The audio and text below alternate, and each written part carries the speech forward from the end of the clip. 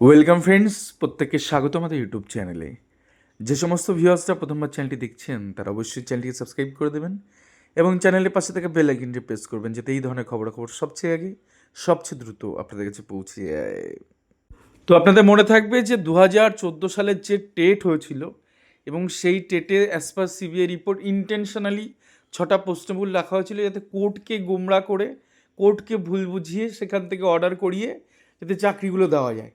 এই বন্দোবস্ত করেছিল তৎকালীন মানে আমাদের প্রাথমিক শিক্ষা পর্ষদের বেশ কিছু আধিকারিক। তো সেই জায়গা থেকে এই টেট নিয়ে জলঘোলা কম হয়নি এবং তারপরে দেখা যায় 6 নম্বর প্রশ্নভুলে কিছু কিছু রিট যেগুলো কনসিডার করে দেয় হাইকোর্ট, সেখান থেকে অনেকে যারা ট্রেন ছিল তারা চাকরি পেয়ে যায়।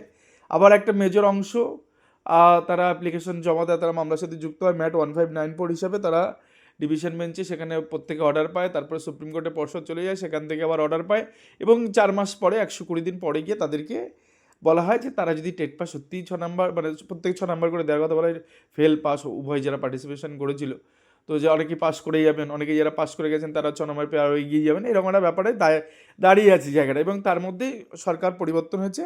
এখন নতুন সরকার কী করবে সেটা কিন্তু এই যে মামলাটা, অর্থাৎ এই যে মাঝখানে বেশ কিছু একাধিক রিট ফাইল, বেশ কিছু অ্যাডভোকেট তারা জাস্টিস গাঙ্গুলি বেঞ্চে এবং একাধিক বেঞ্চে করে যে অর্ডারগুলো নিয়ে যারা ওই টাইমে টেট পাস করে গেছিলেন 6 নম্বর দিয়ে এবং তারা পরবর্তী ক্ষেত্রে ট্রেন থাকায় তারা সরাসরি চাকরিও পেয়ে যান।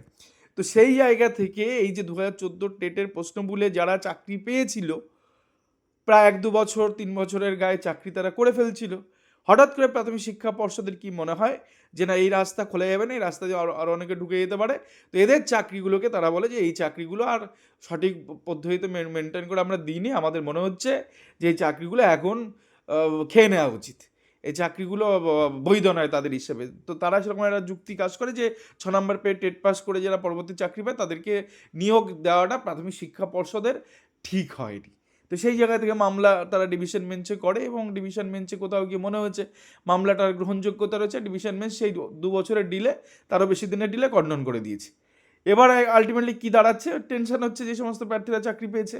তো আপনি মামলাটা কত নম্বর মামলা বলে দিই, অ্যাপ্লিকেশন গ্রুপ 2 দেখতেই পাচ্ছেন, আইটেম নম্বর 4-এ ম্যাট, এটা আবার ম্যাট যে ম্যাট 1896 2024 West Bengal board of primary education and others versus Soham Roy Chowdhury. আপনাদের মনে থাকবে সোহম রয় চৌধুরীর অর্ডার দেখিয়ে প্রচুর সংখ্যক রিট ফাইল, তখন জাস্টিস তখন আর.সি. বাগচি তখন তৎকালীন সচিব ছিলেন, আমরা রীতিমতন সেখানে যখন একটা মিটিংয়ের জন্য যাই, ওই 5% অ্যাডিশনাল প্যানেলে যখন মামলাটা দায়ের হয়েছিল তার একটা ভার্বাল ডিরেকশন ছিল, আইনজীবী নিয়ে যখন আমরা ওখানে গেলাম তখনও দেখলাম প্রচুর সংখ্যক রিট, যেগুলো থেকে কিন্তু এই 5% মানে এই প্রশ্নগুলো কিন্তু 6 নম্বর পেয়ে আলাদা আলাদা সেপারেট রিট, ওই একসাথে ম্যাট 1594 নয়। তো তাদের ক্ষেত্রে তাদের দাবি ছিল যে পর্ষদের ভুলে আমরা কেন সাফার করবো, তো কোর্ট সেখানে হস্তক্ষেপ করে এবং বলে যে এরা পাস করে গেলে এরা যদি ট্রেন থাকে তাহলে চাকরি দিয়ে দাও, এবং 2016 রিক্রুটমেন্টে এরা অনেকে চাকরি পেয়েছে। তো সেই জায়গায় নোশনাল বেনিফিটও তারা পেয়েছে, এই নিয়ে প্রচুর মামলা হয়েছে, মোকদ্দমা হয়েছে, প্রচুর সংখ্যক হাজার হাজার প্রার্থী তারা কিন্তু চাকরিটা পেয়েছে। এখন এই সোহম রায় চৌধুরীকে দেখিয়ে যারা চাকরি পেয়েছে তাদেরকে আবার পর্ষদ প্রায় 2-2.5 বছর পরে চ্যালেঞ্জ করে বসেছে ডিভিশন বেঞ্চে, বলছে যে না, এই চাকরিগুলো বৈধভাবে দেওয়া হয়নি, এই চাকরিগুলো কোথাও গিয়ে আমাদের ভুল ত্রুটি হয়েছে, এই চাকরিগুলো যাতে এখন না থাকে, যাতে খেয়ে ফেলা যায়, মানে আমি রক্ষক আমি ভক্ষক, তো আমি এই চাকরিগুলো খেয়ে ফেলতে চাইছি। তো সেই জায়গা থেকে এখন একটা মামলা দায়ের হয়েছে, যার নাম্বার আবারও বলছি ম্যাট 1896 2024, এবং এইটা নিয়ে পর্ষদের একজন আইনজীবী, নাম মুখে আনতে ইচ্ছা হচ্ছে না, সে পুরো গদগদ, মানে আমরা মামলা যে অ্যাকসেপ্ট হয়েছে, তখন বিভাস পট্টনায়ক স্যারের সাথে একজন সুযুক্ত ভালো একজন আইনজীবী, তার সাথে সে তুমুল ঝগড়া, মানে বলছে যে ওটা আমরা অ্যাকসেপ্ট করিয়ে নিয়েছি, মানে মামলা অ্যাডমিশন হয়ে গেছে, মানে বিরাট কিছু পেয়ে গেছে। জানি না এখন সেই তোলামূল সরকারে সেই সমস্ত অ্যাডভোকেট সব থাকবে কিনা, এখন সেটা হচ্ছে বড় ব্যাপার। কারণ সরকার পরিবর্তন হয়েছে, তো আশা করি যে এই সমস্ত অ্যাডভোকেটগুলো থাকবে না, ঠিক আছে, কারণ এদেরও যদি ইনভেস্টিগেশন করা হয় না, প্রচুর সংখ্যক অ্যাডভোকেট ইলিগালি জড়িত এর সাথে। এই যে 2014 টেটের কনস্পিরেসি হয়েছিল 2016 রিক্রুটমেন্ট প্রসেসে এবং পরবর্তী ক্ষেত্রে 20 রিক্রুটমেন্টে কোর্টকে মিসগাইড করে বহু চাকরিরা বের করে দিয়েছে, এবং পুরো একদম মানে ঘনিষ্ঠ সম্পর্ক আইনজীবী তাদেরকে নিয়ে একই জনের কাছে মামলা গেছে। যাই হোক, সেগুলো সে কেচ্ছা কাহিনি, পরে একদিন ওটা নিয়ে একদিন মানে ভালো রকম স্টাডি করে দেন, এটা নিয়ে লাগবো যে কারা কারা এর সাথে যুক্ত, নাম তুলে তুলে ভিডিও করবো। বড় বড় কথা তো সবাই সব কিছু জানে, মানে হাইকোর্টে কান পাতলে জানা যায় যে এরা এই সমস্ত করেছে।